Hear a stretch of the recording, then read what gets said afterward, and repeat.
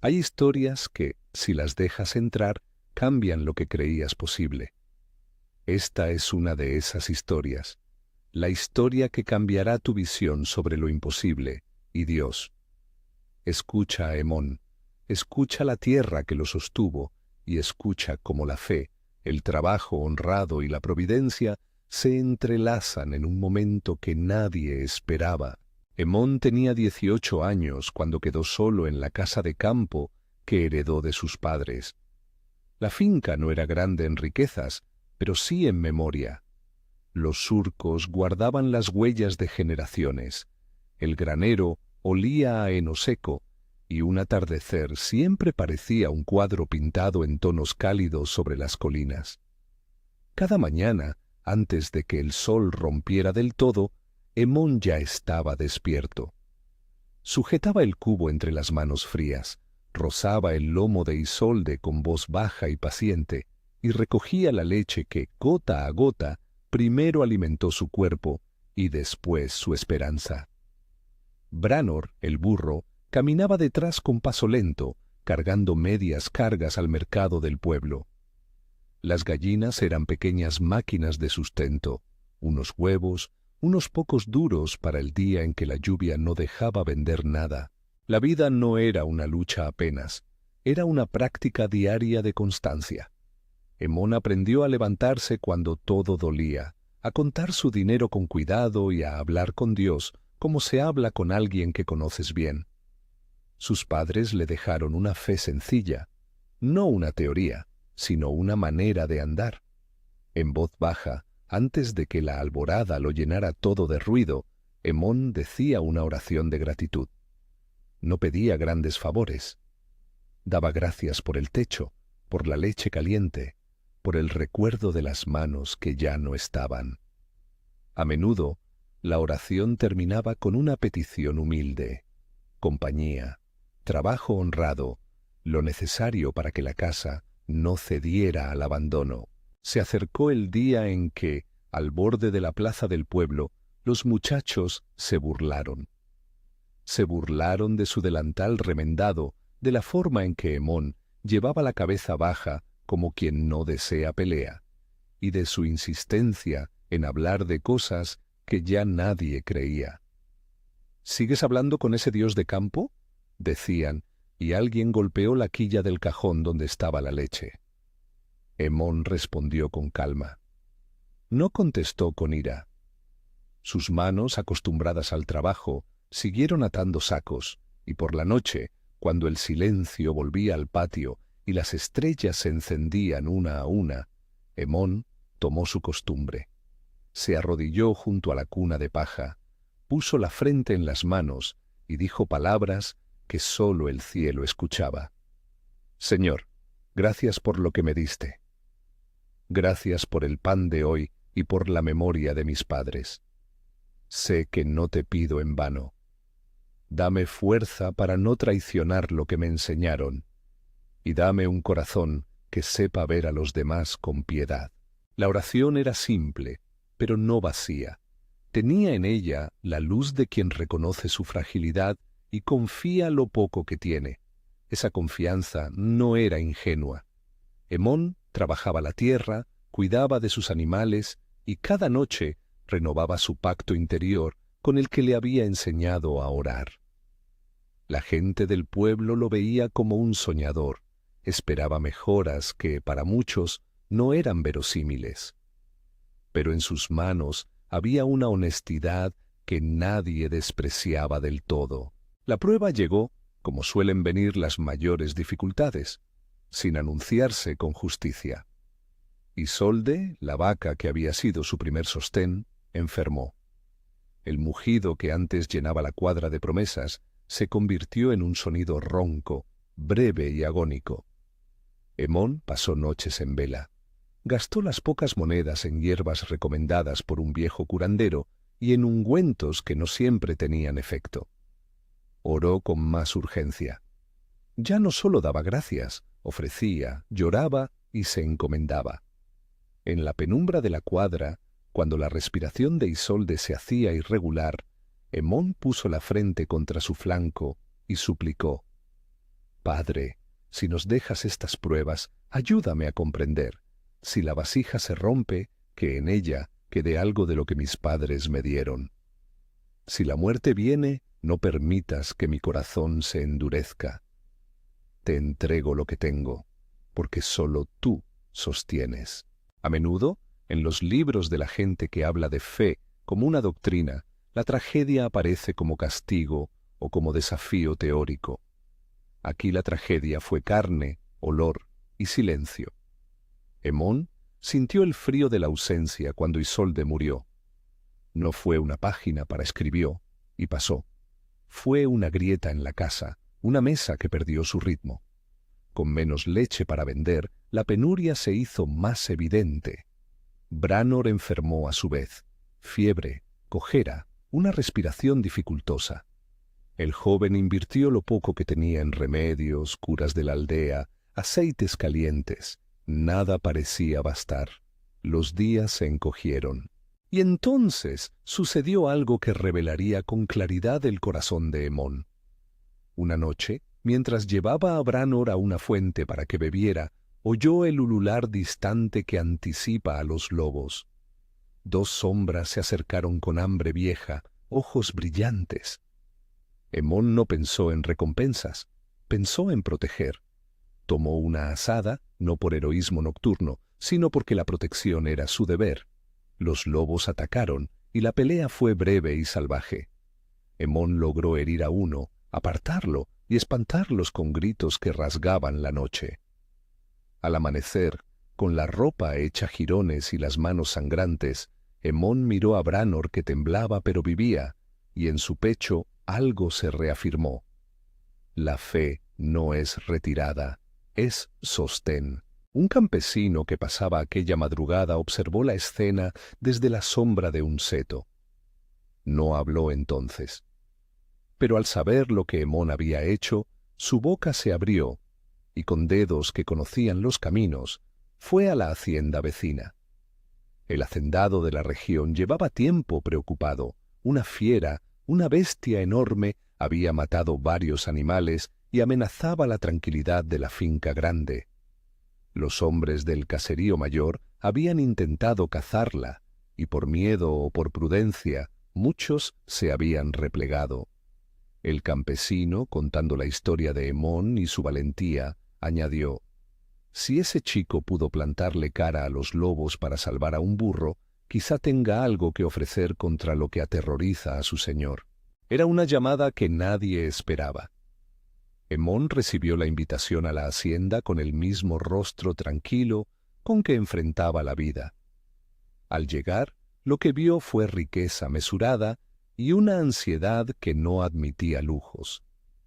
El hacendado era un hombre curtido por la responsabilidad de cuidar a muchos, y su hija caminaba con la dignidad de quien ha conocido abundancia y sabe que no todo en el mundo se compra con dinero.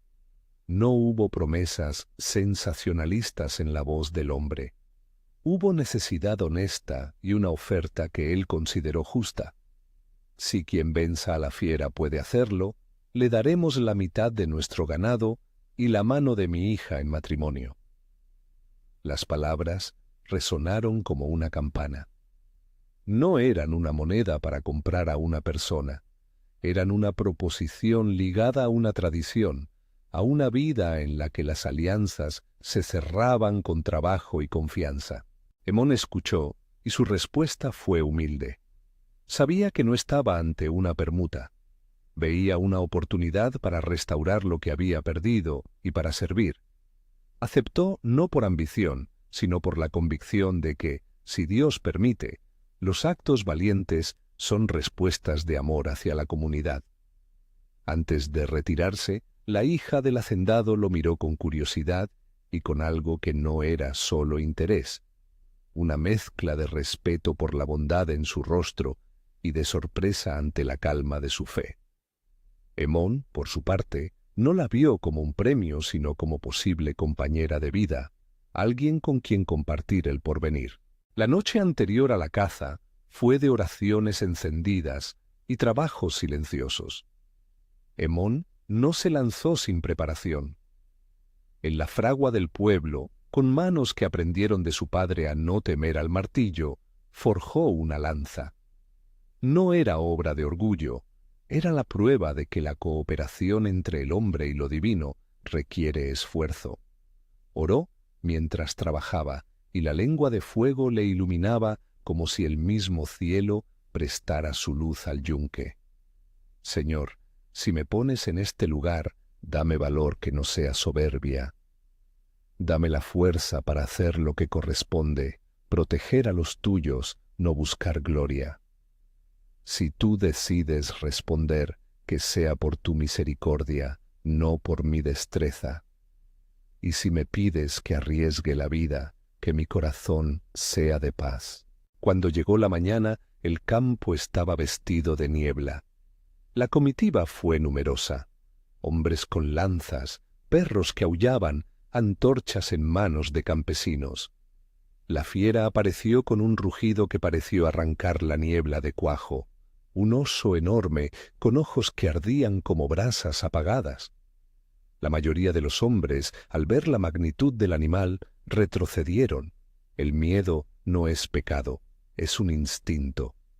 Pero en el pecho de Hemón algo lo empujó hacia adelante. No porque no sintiera temor, sino porque su miedo estaba templado por una convicción.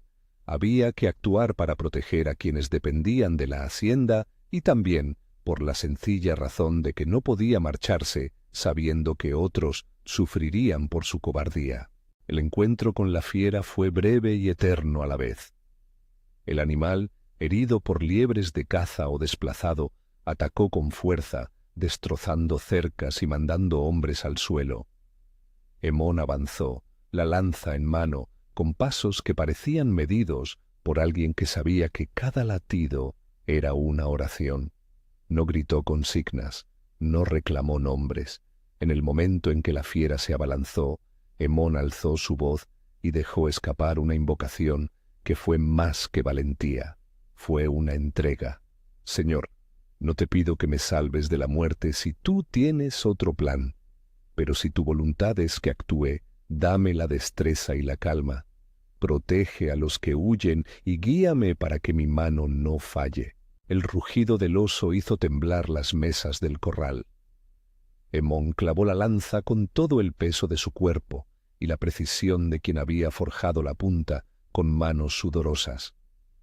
Hubo un instante de silencio que sonó como un salto entre mundos, y el animal cayó. La sangre tibia en la tierra fue un signo de dolor y de la franja fina que separa la vida de la muerte. No hubo júbilo desmedido.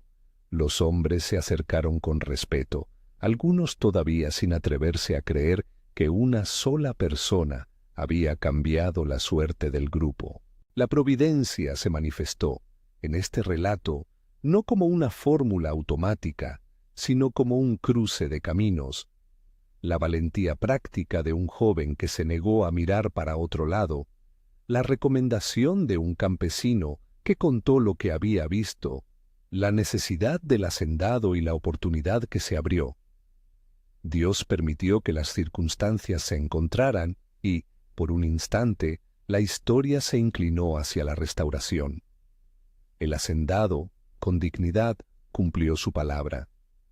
La mitad del ganado fue entregada y la hija no fue presentada como un objeto, sino como una compañera con voz y con voluntad. Ella eligió mirar más allá de las ropas gastadas de Hemón y vio la honestidad, la paciencia y la fe que lo sostenían. La restauración fue paulatina. Hemón volvió a su tierra con menos temor y con más responsabilidad. Branor recobró fuerza con reposo y buenos cuidados. No fue una curación milagrosa como en las historias del libro, sino la suma de reposo, remedios y tiempo. La finca empezó a recuperar su ritmo. Los animales nuevos trajeron fecundidad, sí, pero también trajeron la necesidad de trabajo continuo, limpiar cercas, manejar pastos, aprender nuevas rutinas. Hemón no dejó de trabajar ni un solo día.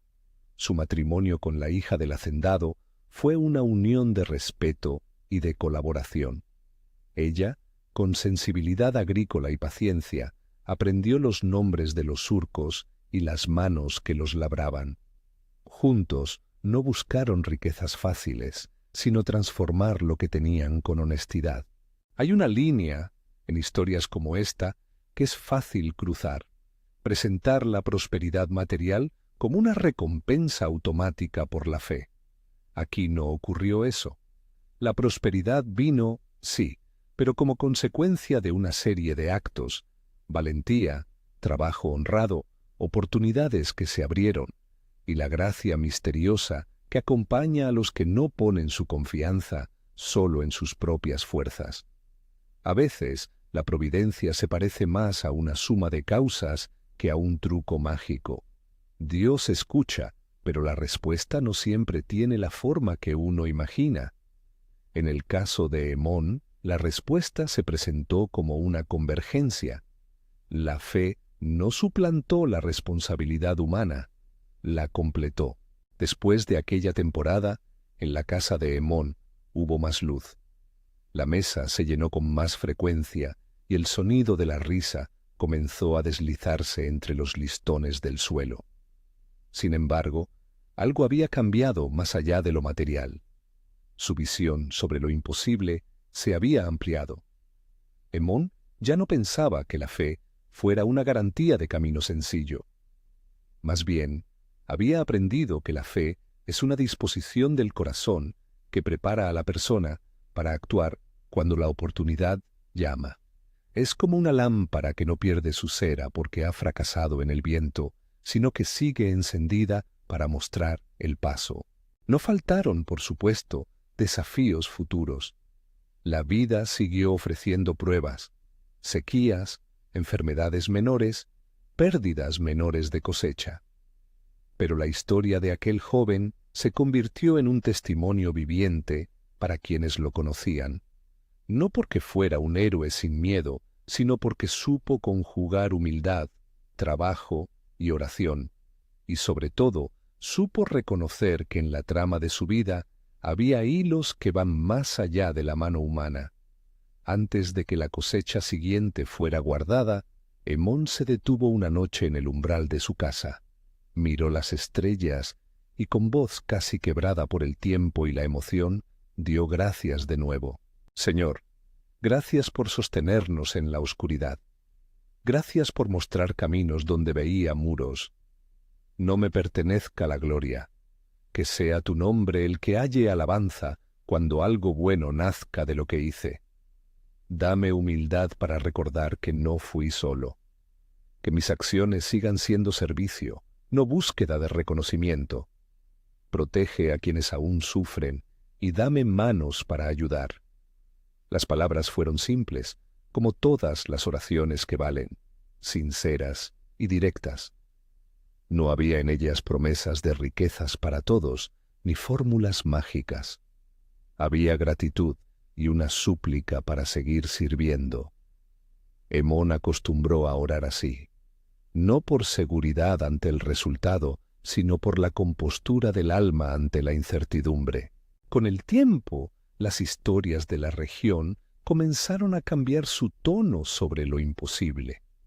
No porque todos recibieran un final feliz como en un cuento, sino porque, al conocer la historia de Emón, la gente comprendió que lo imposible suele ser una reunión de circunstancias que, cuando coinciden con la fe activa y la responsabilidad honesta, pueden transformarse.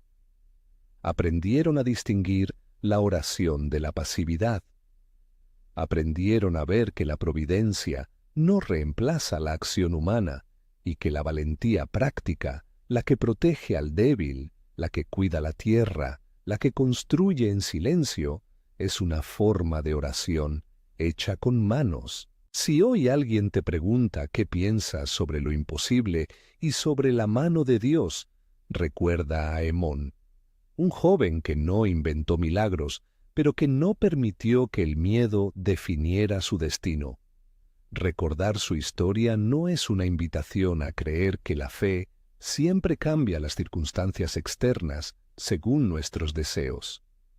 Es, más bien, una llamada a entender que la fe transforma la forma en que respondemos cuando las circunstancias nos golpean. La providencia puede obrar de maneras que no controlamos. Lo que sí está en nuestras manos es cómo actuamos, cómo amamos y cómo nos mantenemos fieles a lo que creemos. Si esta historia ha tocado algo en tu corazón, te invito a quedarte un instante más con estas narraciones que buscan fortalecer la fe con realismo y esperanza. Si quieres escuchar más relatos que muestran la interacción entre valentía humana y la providencia divina, suscríbete y acompáñanos en el camino. Al despedirnos de Hemón, hay una última imagen que quiero dejar: el sonido de la mañana en su finca, el mugido suave de una vaca nueva, la sombra de Branor al llegar al pesebre, y las manos de Hemón, curtidas por el trabajo, entrelazadas con las de su esposa al atardecer. No es la foto de un final perfecto, es la escena de una vida reconstruida día tras día. Es la prueba de que lo imposible, muchas veces, se revela como lo que sucede cuando la fe actúa junto a la entrega y la acción honrada. Si guardas algo de esta historia, que sea esto: la fe no es una garantía automática, sino una fuerza que te cambia por dentro y te empuja a actuar con integridad. La providencia puede mover piezas que nosotros no vemos, y cuando lo hace, lo más sabio es dar gracias, compartir lo recibido y seguir trabajando con manos humildes. Gracias por escuchar. Si quieres seguir encontrando relatos que despierten esperanza y te inviten a meditar en la acción de Dios en la vida cotidiana, suscríbete y descubre más historias que nutran el alma. Que la paz que guía a quienes se entregan con humildad te acompañe hoy.